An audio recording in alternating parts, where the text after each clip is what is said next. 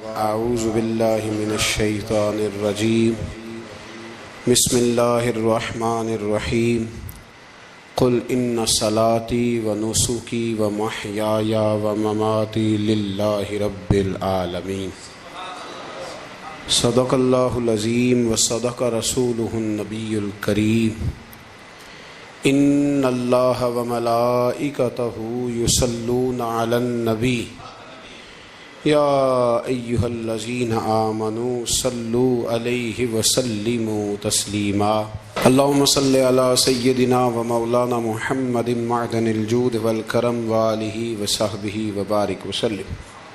حمد و صلاۃ کے بعد اللہ تبارک و تعالی ہم سب کا خالق و مالک ہے۔ ہمارے پاس اس قدر بے شمار نعمتیں ہیں کہ رب خود فرماتا ہے کہ تم گننا چاہو تو تم گن نہیں سکتے، اور زیادہ تر نعمتیں وہ ہیں جو اللہ نے ہمیں بغیر مانگے عطا فرمائی ہیں، بغیر ہماری خواہش کے، بغیر ہماری طلب کے، بغیر ہماری دعا کے رب کریم نے اپنے فضل سے عطا فرما دی۔ نعمتوں کے ادا کرنے کے بعد شکر کا حکم ضرور دیا گیا ہے، لیکن کوئی اتنا سخت طریقہ اس کا وضع نہیں کیا گیا کہ اب سارا دن کو شخص مسجد میں بیٹھا رہے تو شکر ادا ہوگا۔ اب اس کو یہ نہیں کہا گیا کہ تمہیں آنکھیں دی ہیں تو 2000 نفل پڑھو ایک آنکھ کے لیے، نہ یہ فرمایا گیا ہے کہ تمہیں اب زبان دی ہے تو تم اس طرح کرو، پہلے اس کے لیے 20,000 نوافل ادا کرو، 100 قرآن مجید ختم کرو۔ ایسی کوئی بات نہیں ہے، بلکہ اللہ تبارک و تعالیٰ نے شکر کا حکم دیا، اور جو چیز زیادہ اہم ہے، جو زیادہ توجہ طلب ہے، جو چیز زیادہ سمجھنے والی ہے، وہ یہ ہے کہ مالک نے سارا کچھ دے کے جو مطالبہ کیا ہے وہ یہ ہے کہ تم نے اب جو نیک عمل کرنا ہے وہ خالص میری رضا کے لیے کرنا ہے۔ قل ان صلاتی و نسکی و محیای و مماتی للہ رب العالمین۔ محبوب فرما دیجیے بے شک میری نماز، میری قربانیاں، میرا دنیا میں رہنا اور میرا دنیا سے پردہ کرنا اس رب کے لیے ہے جو تمام جہانوں کا پالنے والا۔ ہمیں یہ حکم ہے کہ ہم جب بھی کوئی خیر کا کام کریں، جب بھی کوئی اچھا کام کریں، جب بھی کوئی بھلائی کا کام کریں تو اس میں نیت خالص کریں، ارادے خالص کریں۔ انسان کو جو اجر ملے گا نا قیامت کے دن، جو ثواب ملے گا وہ اس کی نیت اور ارادے پر ملے گا۔ امام جلال الدین سیوطی رحمۃ اللہ علیہ سے کسی شخص نے کہا تھا جی ایک حدیث میں نے پڑھا ایک نیکی کا 10 گنا اجر ہے، ایک میں پڑھا 70 گنا، ایک میں 700 گنا ہے، تو اجر ہے کتنا؟ تو آپ فرمانے لگے جتنی نیت اچھی اتنا اجر بھی زیادہ۔ یہ تو ڈیپینڈ کرتا ہے تیرے اوپر۔ کام لوگ کراتے ہیں نا، ہماری مسجد میں کام شروع ہے، کام لوگ کراتے ہیں، تب کچھ لوگ ایسے ہوتے ہیں کوئی بھی کام کرنے والا وہ کام کا تب اس سے جان چھوٹے کسی طریقے سے، اور کچھ کام کرتے ہیں تو مزہ آ جاتا ہے۔ ان کی صفائی، ان کی دلچسپی، ان کا ذوق، ان کا شوق، ان کی توجہ بتلاتی ہے کہ یہ شخص واقعی کام کرنا چاہ رہا ہے اور اس کی دلچسپی ہے۔ نیکی جب آپ ذوق سے کرتے ہیں، شوق سے کرتے ہیں، دلچسپی کے ساتھ کرتے ہیں، یہاں تو بہت سارے لوگ دین کا نام لے کے اپنا قد اونچا کرتے ہیں، صدقات و زکوٰۃ کا نام لے کے لوگ اپنے آپ کو سخی مشہور کرتے ہیں۔ یہاں تو لوگ نماز پڑھ کے معاشرے کے اندر اپنا وقار بڑھانا چاہتے ہیں، اللہ ماشاء اللہ کہ میں نمازی ہوں۔ یہاں تو لوگ کوئی خیر کا کام کر کے دیکھیں نا، اب کیا ہو رہا ہے حج عمرے کے موقع پر جو کام سب سے زیادہ ہوتا ہے وہ تصویریں کھینچنے کا ہے، سب سے زیادہ۔ اب میں چل پڑا ہوں، اب میں پہنچ گیا ہوں، اب میں جہاز میں بیٹھ گیا ہوں، اب نفل پڑھ لیے ہیں، احرام باندھ لیا ہے، طواف ہو گیا ہے، یوں لگتا ہے بندہ نہیں طواف کر رہا، موبائل طواف کر رہا ہے۔ یہ سب سے زیادہ لوگ ملنے آتے ہیں، پیار کرتے ہیں، دور دراز سے حضرات کئی دفعہ محبت کے ساتھ تشریف لے آتے ہیں، تو مجھے پتہ ہوتا ہے کہ اب جو کام سب سے ضروری ہے وہ تصویر کھینچنے کا ہے، وہ کرنا ہی ہے اور وہ کرنا ہی پڑے گا، اس کی مکمل تیاری ہوتی ہے، وہ پروگرام بنا کے آئے ہوتے ہیں۔ میرے بھائیوں یہ یاد رکھیں کہ کوئی بھی کام جب تک اس میں اللہ تعالیٰ کی رضا شامل نہیں ہوتی، دیکھیں نا اللہ دلوں کے حال جاننے والا ہے. اگر کوئی شخص کسی قسم کی بددیانتی کرتا ہے، خیانت کرتا ہے، ظلم کرتا ہے، وہ لوگوں سے چھپ کے بھی کرے تو رب کریم کی سزا سے بچ سکتا؟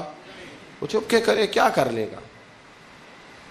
نبی کریم صلی اللہ علیہ وسلم نے فرمایا رب جب کسی کو رسوا کرنا چاہتا ہے تو 7 پردوں کے پیچھے چھپے بھی کر دیتا ہے، اور جب اللہ کسی کو عزت دینا چاہتا ہے تو پھر کوئی اس سے چھین سکتا؟ یہ میرے مالک کا نظام ہے، اس میں آپ کسی قسم کی کوئی جو ہے وہ مداخلت کرنے کے مجاز نہیں ہے. اپنی ارادوں کو، اپنی نیتوں کو، اپنے شوق اور ذوق کو خالص رکھیں اللہ کی رضا کے لیے، اس میں شائبہ نہ ہو، شک نہ ہو کسی قسم کا، غیر کی آمیزش نہ ہو.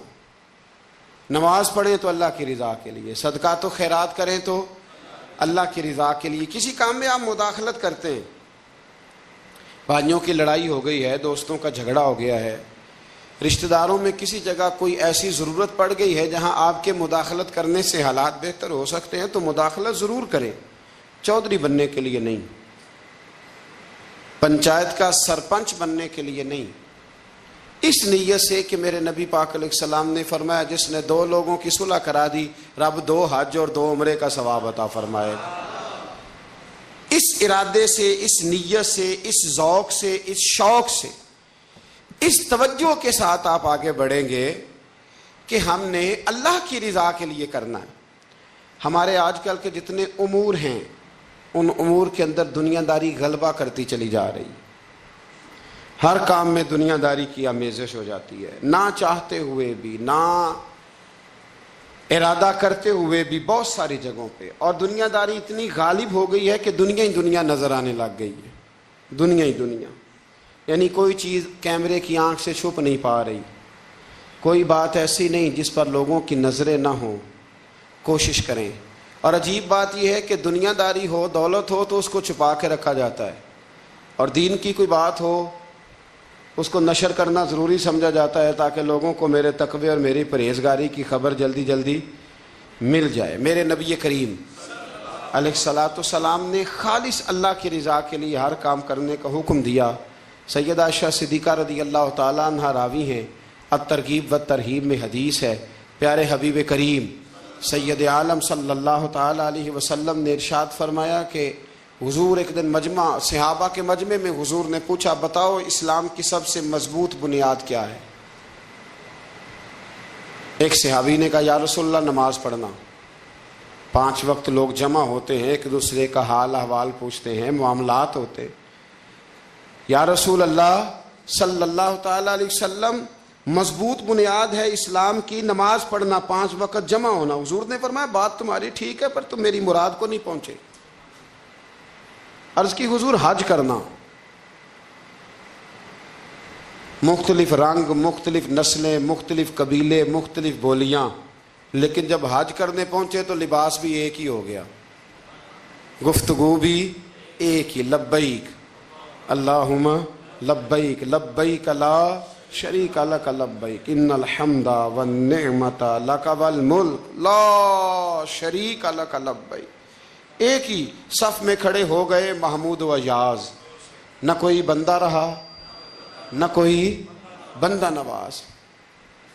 نبی رحمت سید عالم صلی اللہ علیہ وسلم سے عرض کی حضور یہ حج جو ہے نا اس میں بڑی یکسانیت ہوتی ہے، ہر رنگ ہر نسل کا آدمی ایک تسبیح کے دانے کی طرح ایک جگہ پہ پرو دیا جاتا ہے تو لگتا ہے یہ اسلام کی مضبوط بنیاد ہے. محبوب فرمانے لگے بات تمہاری ٹھیک ہے پر تم میری مراد کو نہیں پہنچے. عرض کی حضور پھر زکوٰۃ، صدقات، خیرات اسلام کی مضبوط بنیاد ہے. کیوں؟ وہ اس لیے کہ غریب امیر کو دیتا ہے، امیر غریب کو دیتا ہے، اور غریب امیر سے لیتا ہے تو ایک رشتہ بنتا ہے، ایک تعلق بنتا ہے. محسن کا اور احسان مند کا بڑا گہرا رشتہ ہوتا ہے، بڑا ایک دوسرے سے پیار کرتے ہیں، ایک دوسرے کو چاہتے ہیں، ایک دوسرے کے لیے اچھے جملے بولتے ہیں، ایک دوسرے کے لیے ہمیشہ ان کے جذبات ٹھنڈے میٹھے اور اچھے ہوتے ہیں. تو لگتا ہے یہ اسلام کی مضبوط بنیاد ہے. حضور فرمانے لگے بات تمہاری ٹھیک ہے اور تم میری مراد کو نہیں پہنچے تو پھر صحابہ عرض کرنے لگے حضور ہماری رعایت فرما دیں، پھر ایک رحمت کی نظر کر دیں، آپ ہی بتا دیں اسلام کی مضبوط بنیاد کیا ہے۔ تو محبوب فرمانے لگے اسلام کی مضبوط بنیاد ہے اللہ کی رضا کے لیے کسی سے محبت کرنا۔ کس کی رضا کے لیے؟ خالص اللہ کی رضا کے، اور اللہ کی رضا کے لیے کسی سے بغض رکھنا، عداوت رکھنا، اللہ کی رضا کے لیے، محبت بھی اللہ کے لیے، عداوت بھی، ذاتی دشمنی کوئی نہیں، ذاتی اختلافات کوئی نہیں، ذاتی رنجشیں کوئی نہیں، ذاتی لڑائیاں کوئی نہیں، ذاتی جھگڑا کوئی، خالص اللہ کی۔ ہمارے ہاں لڑائیاں ذاتی لڑی جاتی ہیں، اس نے مجھے شادی پہ دعوت نہیں دی، اس نے مجھے پروٹوکول نہیں دیا، یہ کہاں پہنچ گیا میں کہاں رہ گیا، ذاتی لڑائیاں لڑی جاتی ہیں، دینی نہیں، مذہبی نہیں، اخلاقی نہیں۔ دیکھیں آپ، چاہیے تو یہ تھا نا کہ شادی کے موقع پر یہ لڑائی نہ ہوتی کہ اس نے مجھے پوچھا کیوں نہیں، لڑائی یہ ہوتی کہ یار تو غیر شرعی کام کوئی نہ کرنا، اللہ رسول کی ناراضگی والا کام کوئی نہ کرنا، اگر تو نے کیا تو میں نے کوئی نہیں آنا، اگر تو یہ حرکت کرے گا تو پھر میرا تیرا معاملہ درست نہ رہ سکے گا۔ یہ لڑائی ہونا چاہیے تھی، نہ کہ یہ لڑائی ہوتی کہ مجھے بلایا کیوں نہیں، پروٹوکول کیوں نہیں دیا، اعزاز کیوں نہیں دیا۔ تو حضور نے فرمایا اسلام کی مضبوط گرہ، اسلام کی مضبوط بنیاد ہے اللہ کی رضا کے لیے محبت کرنا اور اللہ کی رضا کے لیے کسی سے عداوت رکھنا۔ حضرت موسیٰ کلیم اللہ علیہ نبینا علیہ الصلوۃ والسلام پر اللہ کریم نے وحی فرمائی کہ اے موسیٰ، اے میرے کلیم، میرے لیے بھی کوئی کام کیا ہے؟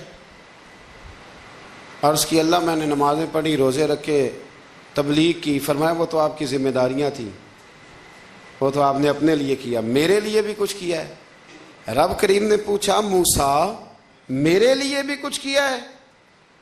عرض کی اللہ یہ سارا کچھ، فرمایا مالک تیرے لیے کیا۔ کہا یہ تو آپ نے اپنے لیے کیا، آپ کی ذمہ داریوں میں شامل تھا، مالک تیرے لیے کیا ہے؟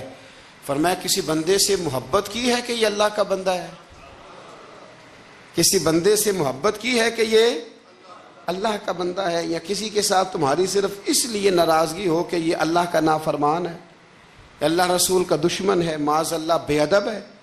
میرے بھائی سمجھ لیں اچھی طرح اور اپنے دل کے کونے میں یہ بات بٹھا لیں کہ زندگی میں جو کام کریں وہ اللہ کی رضا کے لیے، چھوٹا سا بھی خیر کا کام۔ میرے رسول کریم علیہ السلام کا جو سب سے پہلا فرمان ہے نا بخاری میں، وہ یہ ہے کہ انما الاعمال بالنیات، تیرے عمل کا دار و مدار تیری نیت پر ہے، تیرے ارادے پر ہے، بنیاد تمہاری نیت ہے۔ بنیاد یہ ہے کہ تمہارا اندر سے اس کام کے لیے ذوق کیا ہے، شوق کیا ہے۔ اگر وہ بنیاد مضبوط ہے تو پھر عمل کی جو آپ چھت ڈالیں گے وہ ساری چھت بھی مضبوط ہے، لیکن اگر ارادے کچے ہیں، کمزور ہیں، سازشیں ہیں، رنجشیں ہیں، اندر معاملات گڑبڑ ہیں، تو پھر کبھی دیواریں مضبوط ہو سکتی۔ نیتیں اچھی کریں، بڑی سادی مثال، بڑی صاف ستھری، مولا کائنات شیر خدا حضرت علی المرتضیٰ کرم اللہ تعالی وجہ الکریم نا، آپ ایک جگہ جنگ لڑنے کے لیے گئے، جہاد ہو رہا ہے۔ عرب کے جو لوگ ہوتے تھے وہ دشمن کو سزا بڑی سخت دیتے تھے، بعض لوگ مطالبہ بھی کرتے ہیں نا سخت سزا کا۔ ہمارا سرائکی کا ایک شاعر ہے، وہ کہا کرتا ہے جے تنگ ہے ساری زندگی تو تے دے سخت سزا تیری جان چھٹے، ساکو مار نہ شاکر کستاں وچ یک لخت مکا تیری جان چھٹے۔ عرب کے لوگ نا سخت سزا دیتے تھے، سخت، وہ اذیت دیتے، کبھی انگلی کاٹ دیتے، کبھی ہاتھ کاٹ دیتے۔ مختار سقفی نے جب امام علی مقام رضی اللہ تعالیٰ عنہ کے قاتلوں کو قتل کیا تو زیادہ تر کی گردنیں نہیں کاٹی تھی، بلکہ اس نے ہاتھ پیر کاٹ کے لوگوں کو جنگلوں میں پھینک دیا تھا، تڑپ تڑپ کے لوگ مر گئے۔ اسلام اس اذیت کا قائل ہے۔ اہل عرب اذیت دیتے تھے، بلکہ دشمن جب نڈھال ہو کے گر جاتا تھا نا تو اس پر گھوڑے دوڑا دیتے تھے، گھوڑے دوڑ جاتے تھے اس پر، لاشیں مسک کر دیتے تھے، ناک کان آنکھیں نکال ڈالتے تھے۔ ٹکڑے کرتے تھے وجود کے، اذیت دیتے تھے. تو جب کوئی آدمی کسی کے نرغے میں آ جاتا تھا نا، قابو میں آتا تھا، تو اس کی خواہش ہوتی تھی کہ میں مارنے والے کو غصہ دلاؤں تاکہ مجھے جلدی مار دے، اذیت نہ دے، تکلیف نہ دے، مجھے جلدی مار ڈالے، جلدی قتل کر ڈالے. یہ ان کا مزاج ہوتا تھا، رویہ ہوتا تھا. حضرت مولا علی شیر خدا کرم اللہ تعالی وجہ الکریم دشمن پر غالب آ گئے. جب غالب ہوئے تو اس نے معاذ اللہ حضرت علی پر تھوک دیا. کافر تھا، اس کا ارادہ یہ تھا کہ میں حضرت علی کو غصہ دلاتا ہوں تاکہ یہ مجھے جلدی مار دے، لیکن اسے نہیں پتا تھا یہ علی ہے. اسے نہیں خبر تھی کہ یہ جو خمیر ہے نا، ان کی تربیت مدینے والے محبوب نے فرمائی ہے. یہاں جو چمک دمک ہے اس کا رنگ ساری دنیا سے نرالا ہے، انوکھا ہے، شاندار ہے، وزادار ہے، کمال ہے. کہا حضرت علی پر معاذ اللہ میں یہ کام کرتا ہوں تاکہ وہ جلدی قتل کر دیں گے. لیکن جب اس نے مولا علی کی طرف یہ نازیبا حرکت کی تو حضرت علی نہ تلوار چھوڑ کے پیچھے ہٹ گئے. توجہ کرنا، رزلٹ دیکھنا. مولا علی پیچھے ہٹ گئے اور فرمانے لگے جا تو آزاد ہے. وہ کہنے لگا میں آزاد ہوں، کس طرح، کیسے؟ تو حضرت علی فرمانے لگے میرا تیرا ذاتی جھگڑا تو کوئی نہیں نا، نہ تو نے میری زمین پہ قبضہ کیا، نہ میرا مال لوٹا، نہ میری عزت پر ہاتھ ڈالا. میرا تیرا جھگڑا اللہ کی رضا کے لیے، خالص اس لیے کہ تو اللہ کی نافرمانی کر رہا، خالصتاً اس لیے تیرا اور میرا یہ جھگڑا ہے. باقی جہاں تک تعلق اس بات کا ہے کہ اب تو نے میری ذات شامل کر دی، اب تو نے مجھے تکلیف دے دی، اب تو نے مجھے اذیت میں مبتلا کر دیا.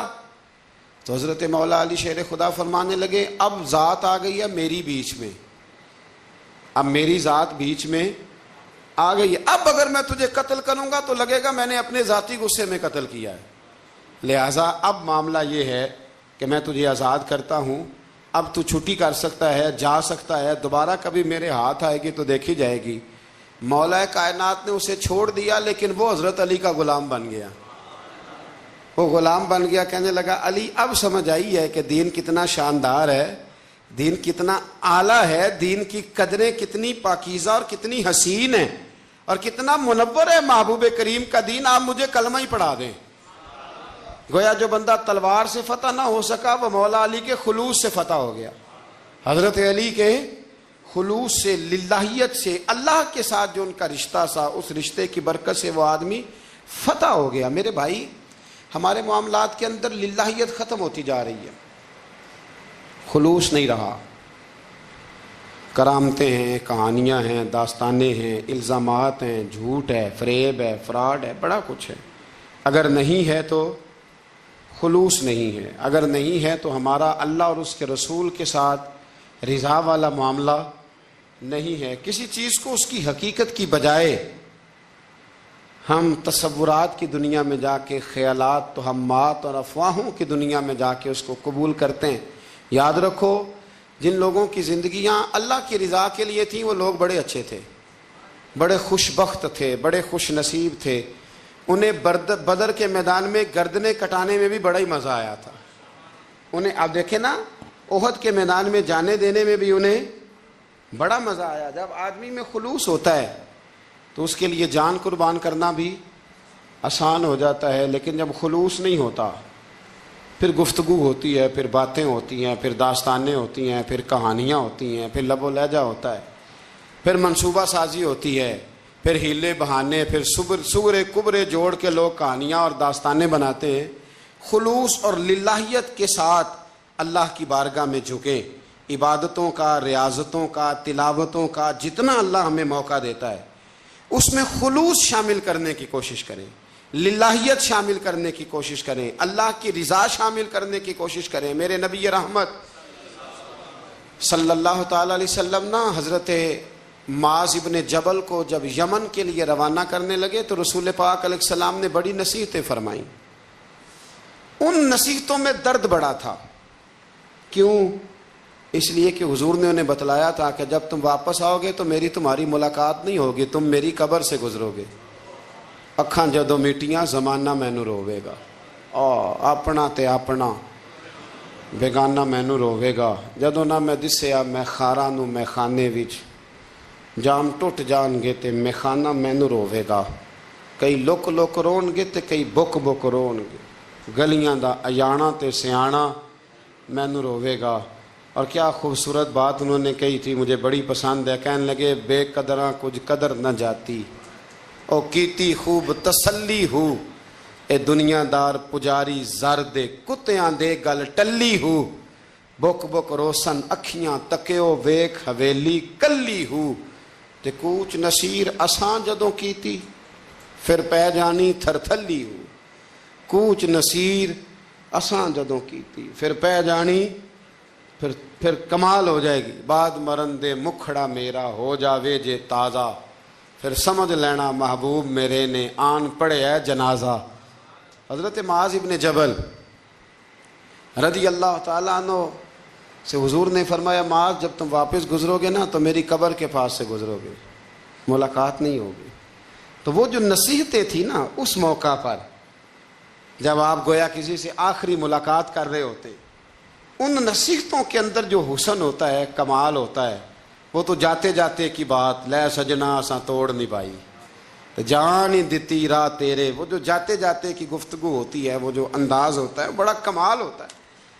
और उसकी गहराई और गहराई को वो समझ सकता है जिसको वो लम्हे मुयस्सर आते, जो उस वक़्त उस मकाम पे खड़ा होता है। हज़रत मुआज़ इब्न जबल रज़ी अल्लाह ताला अन्हु तड़प के रोए, कहा हुजूर क्या फरमा रहे हैं? हुजूर कोई खास नसीहत? तो नबी पाक ने बड़ा कुछ फरमाया। एक जुमला हुजूर ने यह कहा, मुआज़ अमल जितना भी करना खुलूस के साथ करना। और महबूब ने फरमाया, तेरा खुलूस के साथ किया हुआ थोड़ा अमल भी रब की बारगाह में ज्यादा बना के तेरे लिए जरिया निजात बन जाएगा। जितना भी करना करना खुलूस के साथ करना, बोलिए खुलूस के साथ करना, लिल्लाहियत के साथ करना, उसके अंदर कोई कमजोरी ना आने पाए। लिल्लाहियत के साथ, खुलूस के साथ, रवादारी के साथ, प्यार के साथ करना। मेरे भाइयों, ये समझने का मकाम होता है कि जब हम अल्लाह और उसके रसूल सल्लल्लाहु अलैहि वसल्लम की रिज़ा के लिए कोई अमल करते हैं तो उसका भी हमारे दिल को पता होता है, और जब अंदर रियाकारियाँ होती हैं तो हमारे दिल को उसका भी पता होता है। हमें दोनों बातों की खबर अब हमें खुद सोचना है, हमें खुद फिक्र करनी है, गौर करना है कि हमारा अंदाज। एक बुजुर्ग थे, इमाम गजाली ने लिखा है, उन्होंने 7 साल पूरे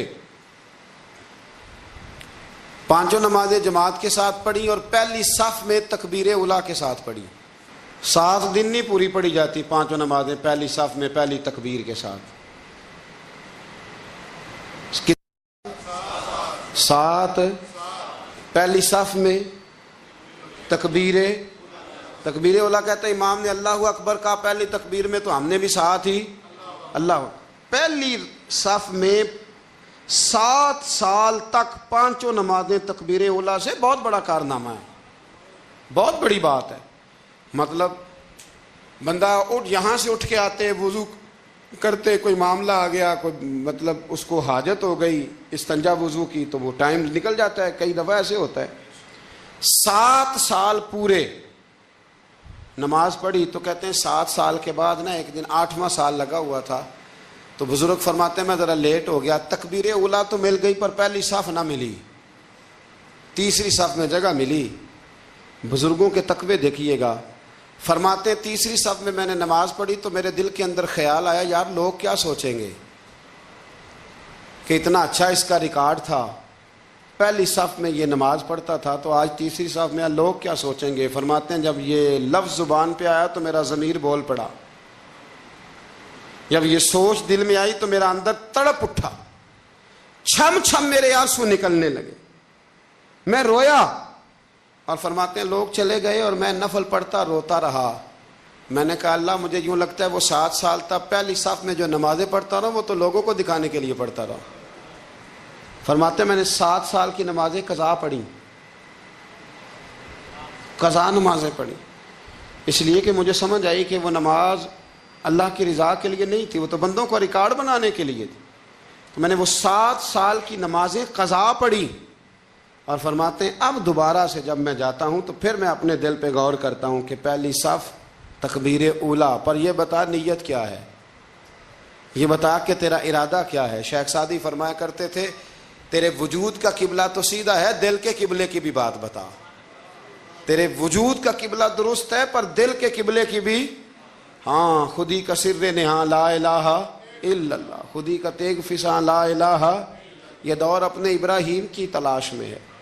صنم کدا ہے جہاں لا الہ الا اللہ، صنم کدا ہے جہاں لا الہ الا اللہ، اور اگرچہ بت ہیں جماعت کی آستینوں میں پر مجھے ہے حکم ازاں لا الہ الا اللہ۔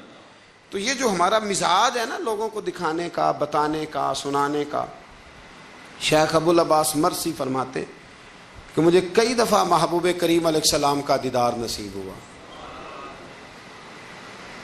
میرا اور حضور کا معاملہ تھا، پھر میں نے لوگوں کو بتانا شروع کر دیا۔ فرماتے ہیں پھر انہوں نے آنا چھوڑ دیا، اس لیے کہ کچھ باتیں ایسی ہوتی ہیں جو بتانے کی نہیں ہوتی، لیکن کچھ بندوں کو بشارتیں ہوتی بڑی ہیں، وہ ان بیچاروں کو بد ہضمی ہو جاتی، وہ بتائیں نا جب تک 20 لوگوں کو، تب تک ان کی وہ بد ہضمی ختم ہے۔ حالانکہ ہر چیز بتانے کی، دکھانے کی، سنانے کی، ہر چیز کی وضاحت دینے کی نہیں ہوتی، ہر چیز ایسی نہیں ہوتی۔ حضرت ابو ہریرہ جیسے لوگ فرمایا کرتے تھے علم کی 2 تھیلیاں، ایک کھولی ہے دوسری کھولو تو مجھے قتل کر دو۔ ہر چیز کو بتانے سمجھانے کی ہوتی ہے۔ تو خلوص دیکھے کتنا ہے اس میں، للہیت کتنی ہے، اللہ کی رضا کتنی۔ الحمدللہ تعالی اس مہینے سے جو جولائی کا ہے، میرے خیال ہے 4-5 جولائی سے حج کی فلائٹ شروع ہو جائیں گی انشاءاللہ تعالی۔ خوش نہیں ہوئے آپ سن کے؟ جو جا رہے ہیں رب ان کا قبول فرمائے، اور جو رہ گئے اللہ انہیں موقع عطا فرمائے۔ ای سعادت بزور بازو نیست تا نہ بخشندہ خدائے بخشن، یہ سعادتیں بازو کی قوت سے نہیں ملتی، تبھی ملتی ہیں جب اللہ عطا کرتا ہے، جب رب اپنے فضل سے عطا کرتا ہے پھر یہ سعادتیں ملتی ہیں۔ لوگ حج کے لیے جا رہے ہیں، اور آپ کو پتہ ہے حج بھی آج کل ساتھ ساتھ حج ہوتا ہے، ساتھ ساتھ سیلفی ہوتی ہے، آخر تک چلتا ہے۔ ایک بزرگ تھے حضرت ابو مرتعش ان کا نام تھا، وہ فرماتے ہیں میرا 4تھا-5واں حج تھا، نفلی حج کرنے کے لیے میں جا رہا تھا، تیاری میری مکمل ہو گئی تھی، 2-4 دنوں میں میری روانگی تھی، ارادہ میرا مضبوط تھا، معاملات سارے طے ہو گئے تھے، بس میں جانے کے قریب تھا۔ فرماتے ہیں کہ میں ایک دن گھر میں بیٹھا تھا، کریں اماں جی نے نا کہا بیٹا ذرا پتر ذرا پانی کا پیالہ دینا۔ تو فرماتے میرے دل میں خیال آیا کہ ایک تو میں عالم ہوں، صوفی ہوں، درویش ہوں، مولوی ہوں، اور دوسرا یہ کہ میری کل پرسوں تیاری بھی ہے، تو پانی تو چھوٹا بھائی بھی دے سکتا ہے، یہ کام کو بچہ بھی کر لے گا۔ میں نے چھوٹے کو اشارہ کیا ذرا پانی دینا، وہ گیا اور مٹکے سے پانی بھر کے اماں کو دے دیا۔ کہتے ہیں جب اس نے اماں کو پانی دیا نا تو میرے اندر پھر مد و جزر شروع ہوا، پھر میری ضمیر کی آوازیں اٹھنے لگیں، پھر اندر سے بلندی ہونے لگی، پھر آوازیں آئیں، اور پھر میں نے اعلان کیا، میں نے کہا اوہو یہ کیا ہوا، سینکڑوں اور ہزاروں میل حج کرنے کے لیے جانا میرے لیے آسان ہے، اور یہ 2 قدم اماں کو پانی دینا میرے لیے مشکل ہے، یہ کیا بات ہوئی؟ حالانکہ حج کرنے سے بھی اللہ نے راضی ہونا تھا، اور اماں کو پانی پلانے سے بھی اللہ نے راضی ہونا تھا، پر یہ میں کس جگہ کھڑا ہو گیا ہوں کہ سینکڑوں میل اور ہزاروں میل جا کے حج کرنا میرے لیے آسان ہے، لیکن پانی بھر کے لانا میرے لیے مشکل ہے۔ چند قدموں کے فاصلے پہ مٹکا پانی کا پڑا ہے۔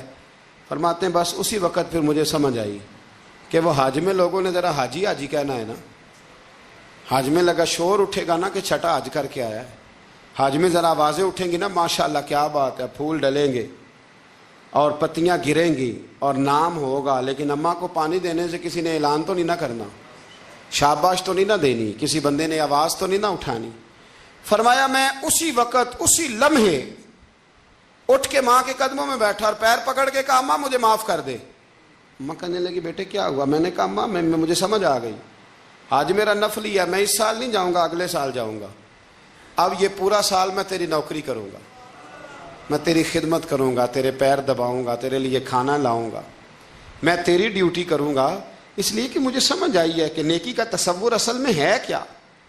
ہم بالعموم وہ نیکی کرنے جا رہے ہوتے ہیں جو نیکی بھی ہوتی ہے اور دنیا میں اس کا نام بھی ہوتا ہے، تذکرہ بھی ہوتا ہے، اس کی وجہ سے ہمارا قد بھی اونچا ہو رہا ہوتا ہے. حالانکہ نیکی کا تصور تو بڑا چھوٹا سا ہے. کل معروف صدقہ، مسکرا کے ملنا بھی نیکی، رزق حلال کما کے بچوں کو کھلانا بھی نیکی، گلی سے پتھر اور کانٹا اٹھا دینا بھی نیکی. پر ہمیں تو کوئی لمبی چوڑی نیکی چاہیے، کوئی بڑی نیکی چاہیے. اس لیے بہت سارے ایسے لوگ ہیں جو نیکیاں ان کی پہنچ میں ہوتی ہیں وہ نہیں کرتے. وہ محرم کے ایام میں نا ایک جگہ پہ حاضری کا موقع ملا تو وہاں ایک صاحب کہہ رہے تھے ہم مریں گے، لڑیں گے، جانیں دیں گے، قربانی دیں گے، ہم امام علی مقام کی سنت ادا کریں گے، سارا کچھ کریں گے. تو بعد میں وہ میرے پاس بیٹھے تو میں نے انہیں کہا کہ جب جنگ کا موقع آئے گا تو انشاءاللہ لڑیں گے، جانے بھی دیں گے، پر ابھی آپ یہ کام کریں کہ امام حسین ایک رات میں پورا قرآن پاک پڑھا کرتے تھے، یہ والی سنت امام حسین کی شروع کریں. یہ والی سنت ابھی آپ سٹارٹ، جب وہ موقع آئے گا تو انشاءاللہ وہ کام بھی کریں گے. تو یہ والی سنت آپ سٹارٹ کریں امام صاحب کی. امام صاحب 100 نفل پڑھا کرتے تھے فرض نماز کے علاوہ روزانہ، 100 رکعت نماز نفل. تو آپ یہ والی سنت امام حسین کی شروع کریں نا. تو جب کربلا سجانے کی باری آئے گی تو پھر کربلا بھی سجا لیں گے. لیکن ہم نے یہ والے کام نہیں کرنے، نمازیں 5 پوری نہیں پڑھنی، ہم نے تو صرف کربلا والی سنت ادا کرنی، نعرے لگانے ہیں، وہاں تک پہنچنا ہے. میرے عزیز یاد رکھیں، اللہ کی رضا ہر جگہ پیش نظر ہو. میرے رسول کریم صلی اللہ تعالی علیہ وسلم کی عالی مرتبت خدمت میں ایک جنگ کے موقع پر صحابہ نے عرض کیا تھا کہ یا رسول اللہ صلی اللہ تعالی علیہ وسلم فلاں آدمی بڑی ہمت سے لڑ رہا ہے، جہاد کر رہا ہے، بڑی بات ہے. تو حضور نے فرمایا یہ جہنمی ہے. جہاد کر رہا تھا، توجہ ہے میری بات پر. حضور نے فرمایا یہ جہنمی ہے، یہ دوزخی ہے، یہ بندہ جنتی نہیں. جب سرکار دو عالم صلی اللہ تعالی علیہ وسلم نے یہ بات ارشاد فرمائی تو صحابہ کہتے ہیں ہمیں تجسس ہوا کہ یہ کیا بات ہوئی، اتنی ہمت سے، جوان مردی سے، اتنی وہ دلیری سے لڑ رہا ہے اور حضور نے فرما دیا دوزخی ہے. کیسے دوزخی کیسے؟ تو ایک صحابی کہنے لگے میں اس کا پیچھا کرنے لگا. جب پیچھا کرنے لگا تو اس پر نا کچھ زخم کاری لگ گئے تھے، زخم گہرے تھے. وہ زخموں کو برداشت نہ کر سکا اور ایک مقام ایسا آیا کہ اس نے خود اپنے پیٹ میں خنجر لگا کے، پیوست کر کے، خنجر مار کے یا تلوار مار کے یا نیزہ مار کے اس نے خودکشی کر لی. زخموں کی تاب نہ لا سکا. حضور نے فرمایا تھا کہ یہ جہنمی ہے. تو اس کی وہ جو بات تھی وہ صادق ہو گئی. کہتے میں فوراً بولا، میں نے کہا میرے محبوب جو فرماتے ہیں حق اور سچ ہی فرماتے ہیں، دیکھو کس موت مرا. اب اس پر مفسرین نے لکھا ہے کہ وہ بندہ جو گھر سے نکلا تھا نا تو وہ دین کے لیے لڑنے نہیں نکلا تھا، وہ قومیت کے لیے لڑنے آیا تھا کہ میرا سارا قبیلہ گیا ہے تو مجھے بھی جانا چاہیے، ہماری قوم سے فلانی قوم ٹکرائی ہے تو لہذا ہمیں. اس کی نیت میں، ارادے میں دین، للہیت اور خلوص شامل ہے.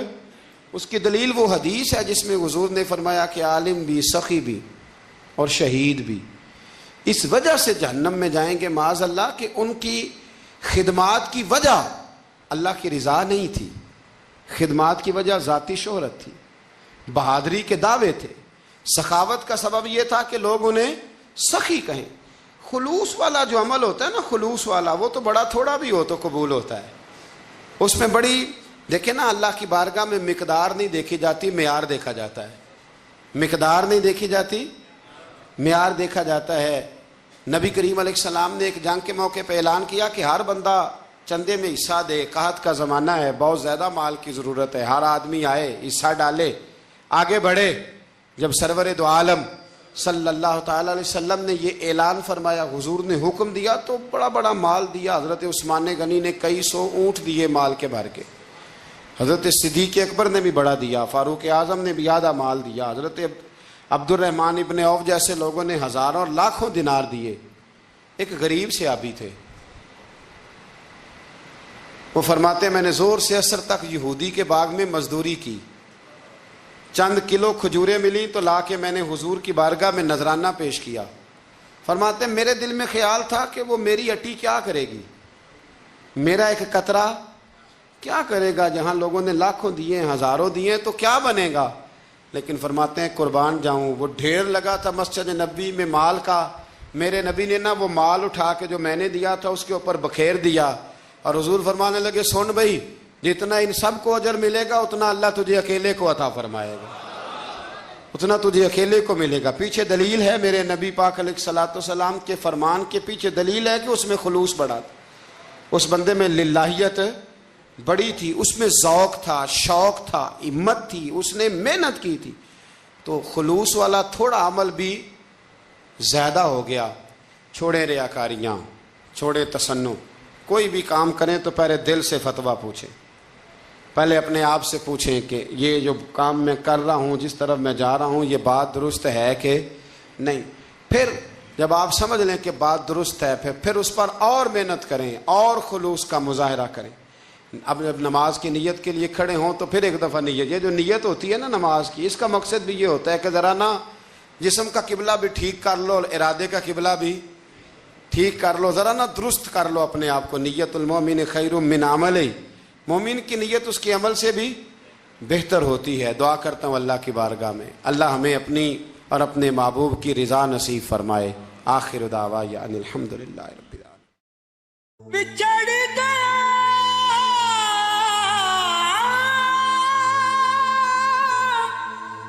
میرے دل دا جانی،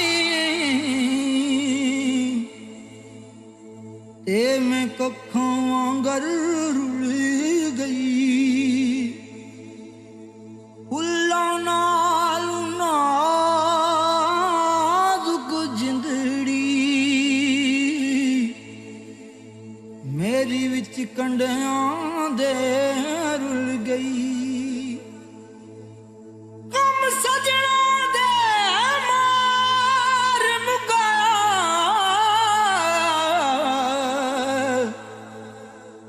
تے میں اتھروں بن کے ڈل گئی، ایک مایا تیری یاد نہ بھلدی، باقی ہر شے جگ دی بھول گئی۔